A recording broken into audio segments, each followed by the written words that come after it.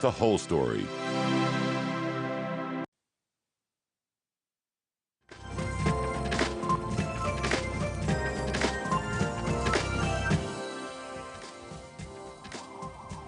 A very good morning to you on this 15th day of March. Happy New Week. Welcome to the broadcast. You're right on time for Morning Express as we get to bring you up to speed with the latest developments and, of course, start your day in style. My name is Jesse Rogers.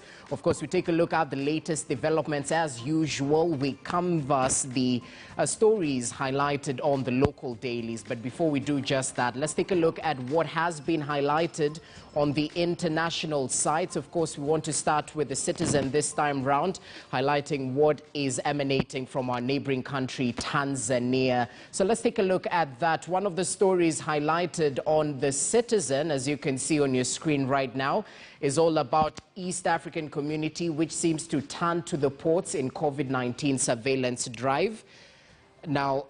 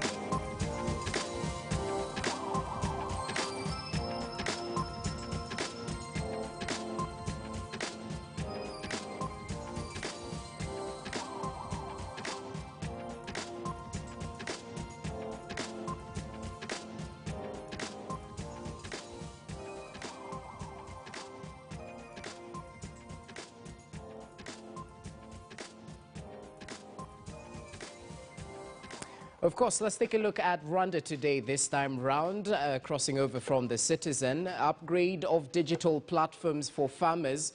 That's one of the stories highlighted, even as it's all about the farmers looking forward to improved access to agro inputs after an ongoing upgrade of the current smart system. If we could take a look at one other story right there. Rwandan franc remains weak as demand for dollar drops. This is due to the travel restrictions, which continue to undermine the tourism sector, limiting sources of foreign exchange, even as Thailand suspends AstraZeneca vaccine over blood clot fears.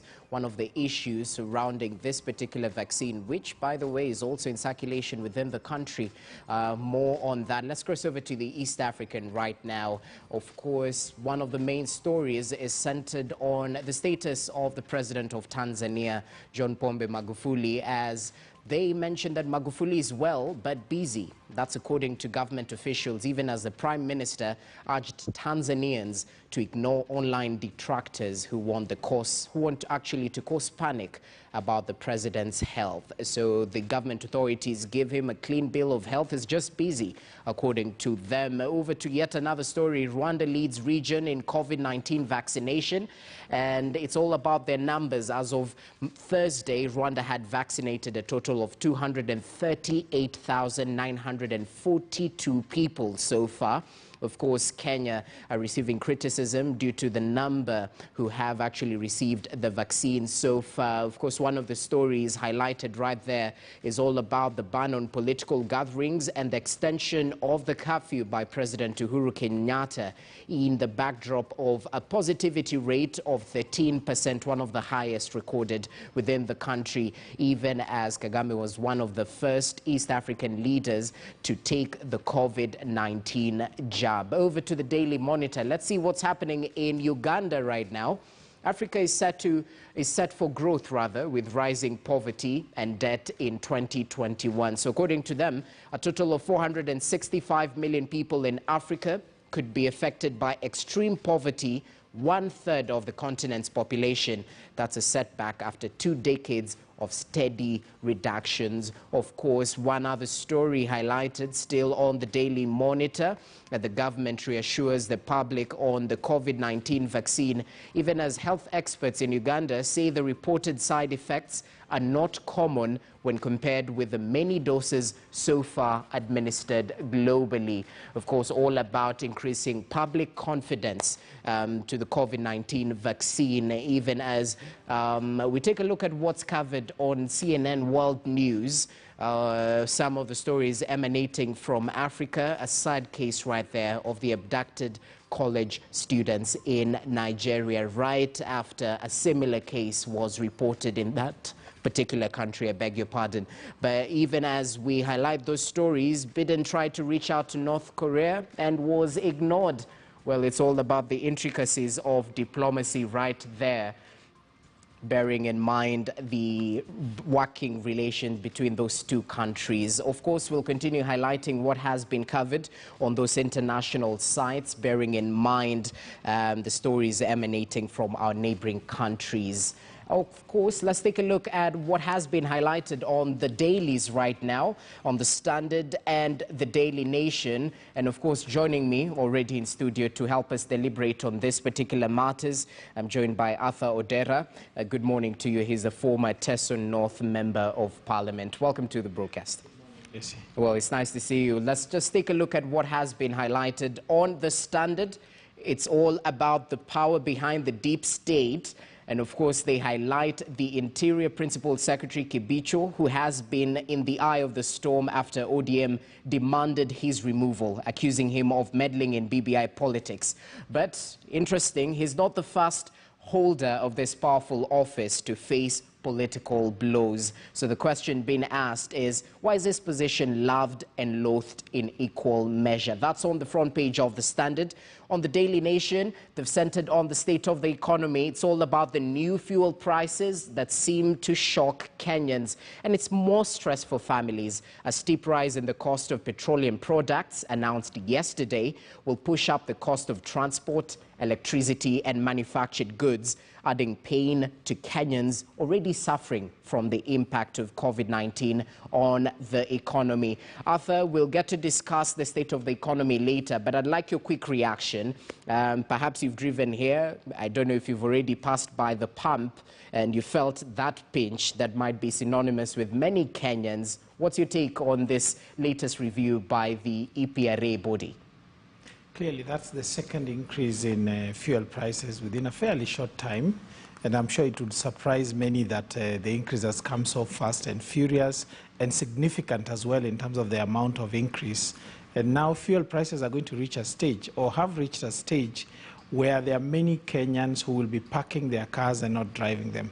And there are many Kenyans who will therefore not be able to enjoy the comfort that they have afforded themselves because fuel prices are out of reach. Remember, this is happening in a context where the COVID has ravaged the economy, has sent many out of jobs, has got rid of the incomes of many people. Many people have been dislocated geographically from where they live and from what they do. And there is currently a drought, which usually, and as it is now, has done, has necessitated an increase in the prices of foods. We are facing a famine. The harvest season is still a little far away, and Kenyans, therefore, are going to face a monumental crisis in terms of what they eat, what they have in their pockets, how they pay fees for their children, how they access medical care, and how they generally get about to live their lives. Mm-hmm. And if you look at where we are now in relation to whether we expect respite soon, first, the high-tempo political activity that we've witnessed is going to continue after the ban on the rallies and so on.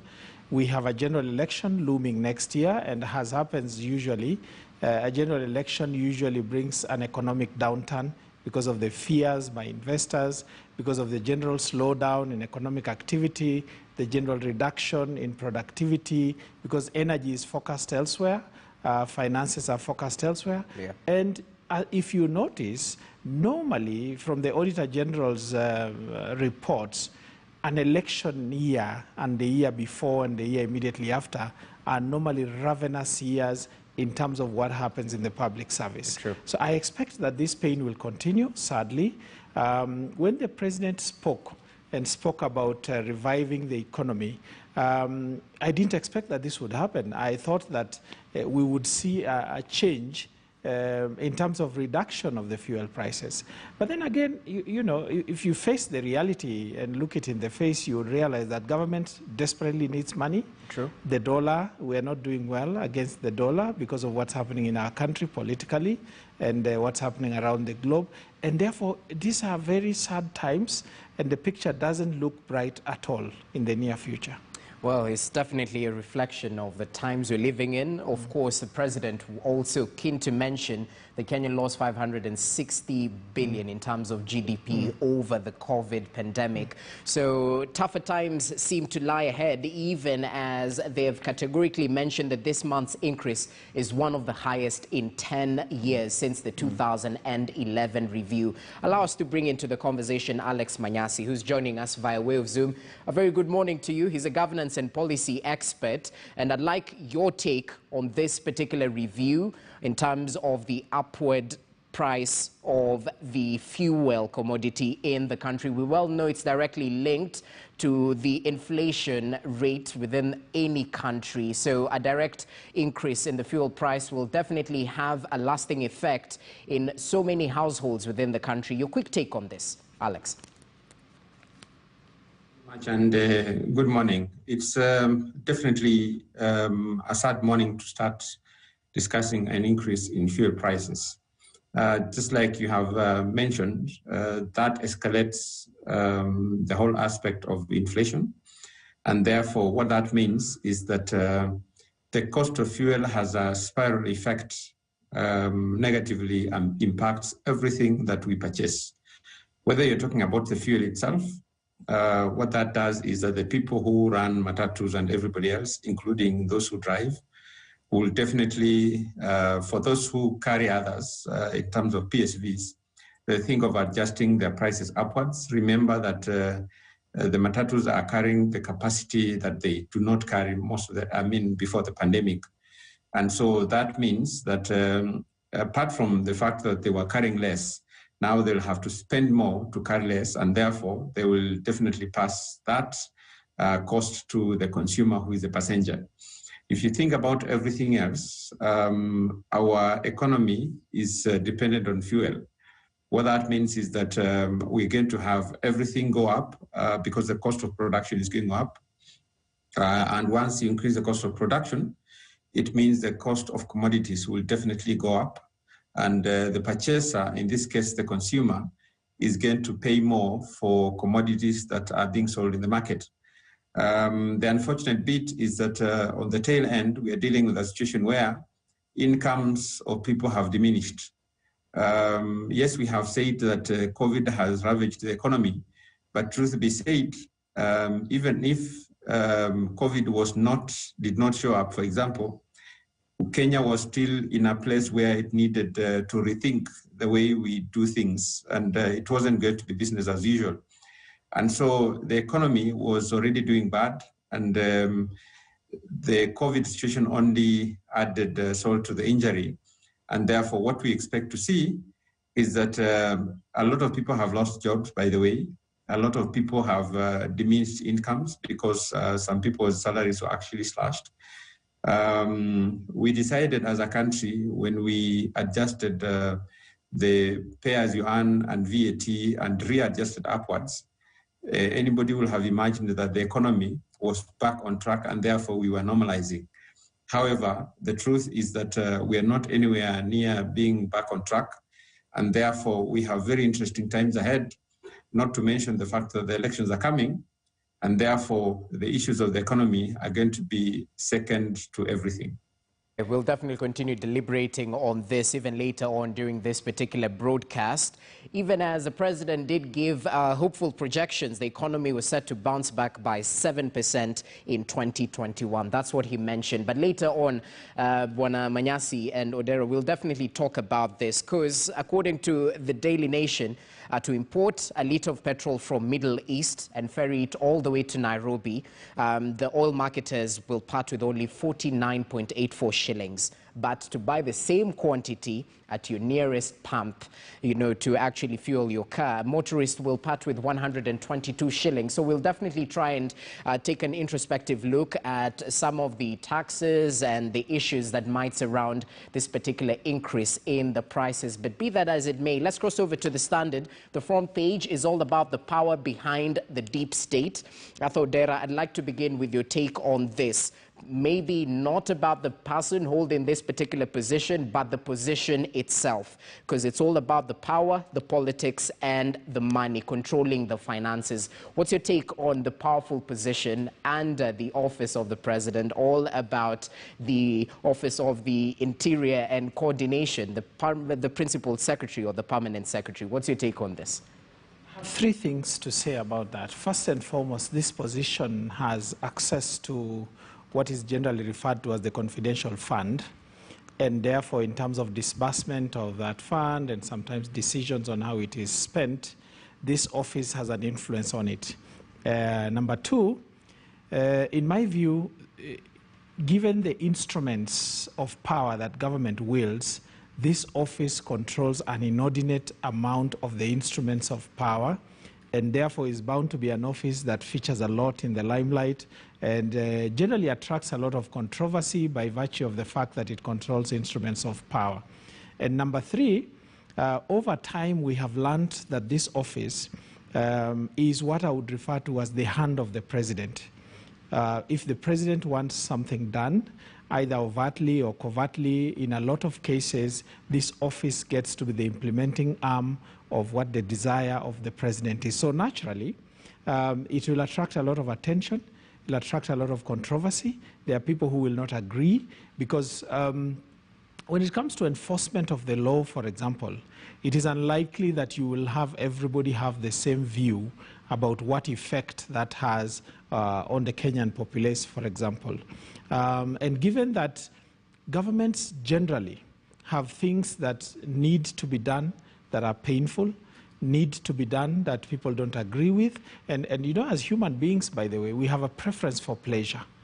Any amount of pain, whether justified or not, whether necessary or not, causes us a lot of disaffection and generally creates anger amongst people.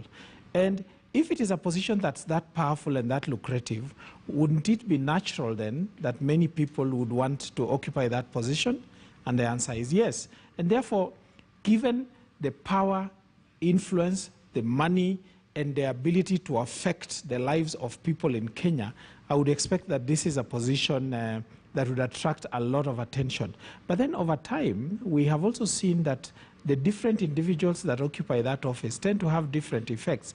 If you remember the late Hezekiah Oyugi, of course that was a different constitutional dispensation, but the way he exerted power, the way he exercised power when in that office was an example of how an individual can expand the influence of that office or diminish it as they wish, but also it depends a lot on the goodwill they have from the president. Okay, that's interesting. I was just reading through this particular article, and it's all centered on what we've just mentioned earlier, the control of security apparatus and investigations, also in terms of coordinating of state functions and receptions, public administration, and of course the money factor definitely plays a key part. But Alex Manyasi, your brief take on this, coming in the backdrop of various quarters within the government voicing their concerns around the person holding this particular position, or particularly the position itself. We also had Senior Counsel James Orengo point out issues of transition politics. And he's not the first individual, Karanja Kibisho, to face this particular issues. Previous predecessors, Francis Kimemia, also faced similar issues in terms of transition politics in the run-up to the 2013 general election. So what's your take on this particular seat?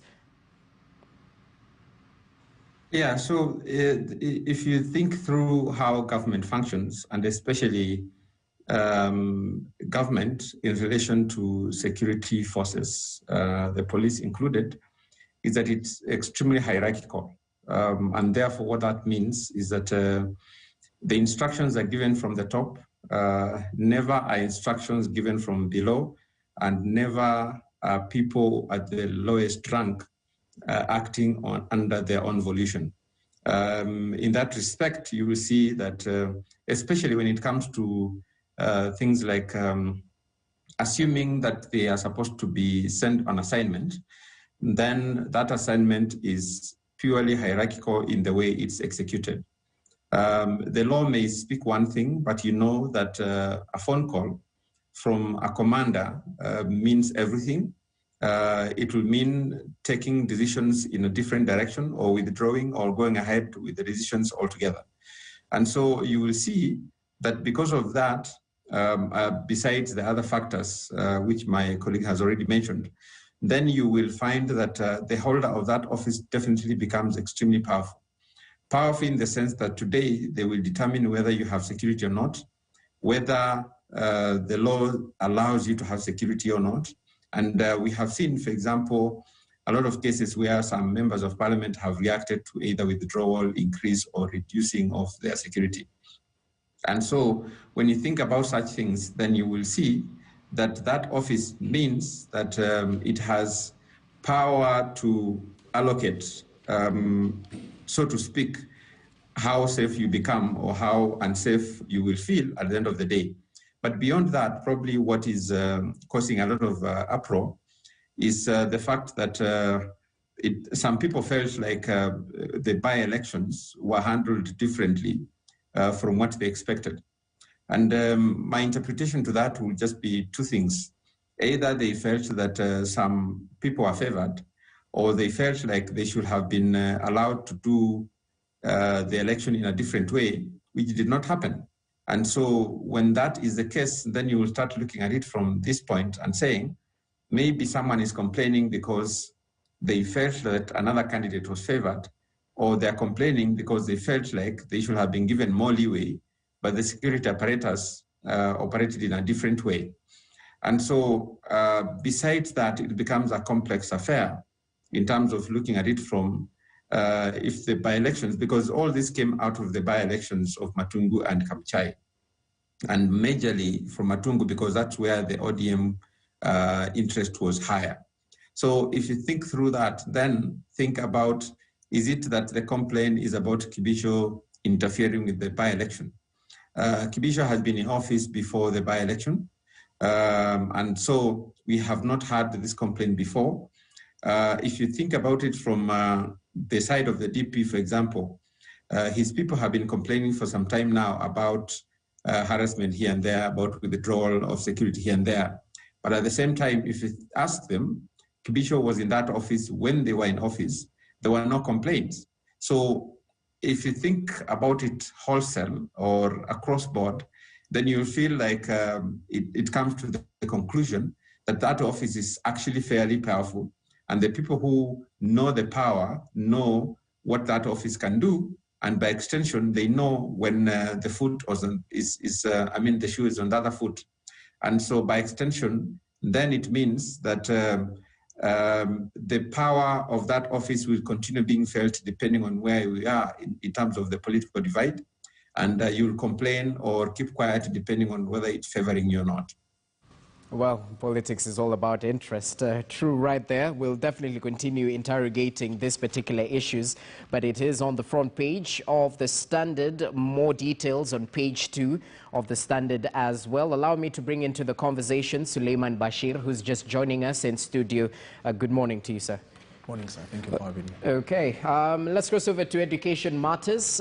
Page 8 definitely highlights some of the challenges and the wins we fought through the pandemic.